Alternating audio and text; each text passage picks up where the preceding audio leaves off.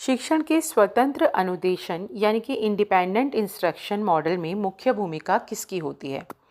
अब इस सवाल को थोड़ा सा समझते हैं हम।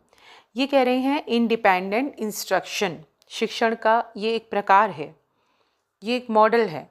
मॉडल मीन्स टू से कि वो ये कहना चाह रहे हैं शिक्षण का ये भी एक तरीका है, इंडिपेंडेंट इंस्ट्रक्शन। तो इसमें मुख्य भूमिका किसकी है?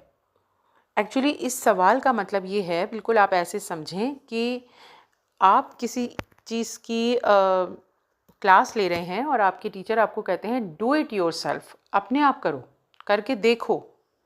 यानी वो आपको स्वतंत्र छोड़ रहे हैं, एक जनरल जानकारी आपके पास है और फिर अब वो आप क्या कर पाते हैं ये देखने के लिए आपको वो फ्री छोड़ देते हैं। बिल्कुल ऐसा ही हम छोटे बच्चों के साथ भी करते हैं। एक लेवल तक आप उनको सिखाएंगे साइकिल चलाना और उसके बाद आप कहेंगे अब चलो बेटा 2 कदम खुद चल के देखो।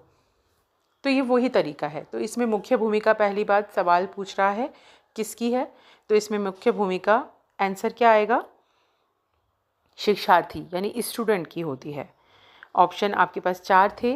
पहला है टीचर, दूसरा उसके पेरेंट्स, तीसरा शिक्षार्थी स्टूडेंट खुद और चौथा पाठ्यक्रम यानी कि जिसको वो स्टडी कर रहा है वो स्टडी का जो भी सिलेबस है, मटेरियल है। और सही उत्तर है शिक्षार्थी यानी कि स्टूडेंट।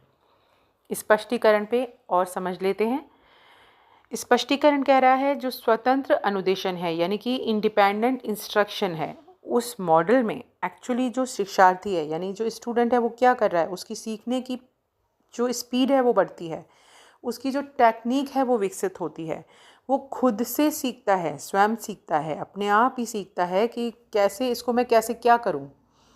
तो इसमें शिक्षक की भूमिका क्या हो जाती है? वो पूरा उंगली उंगली पकड़ के नहीं सिखा रहा है आपको, वो एक सहायक की तरह साइड में खड़े होकर देख रहा है आपको क्या आप सही कर रहे हैं कि गलत। तो यानी कि शिक्षक की भूमिका हो गई सुविधा प्रदाता, ठीक है, वो एक सहायक हो गए। और मेन भूमिका किसकी हो गई इसमें?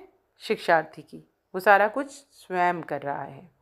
आई होप आपको ये चीज़ एक्सप्लेनेशन के साथ अच्छे से समझ में आई होगी।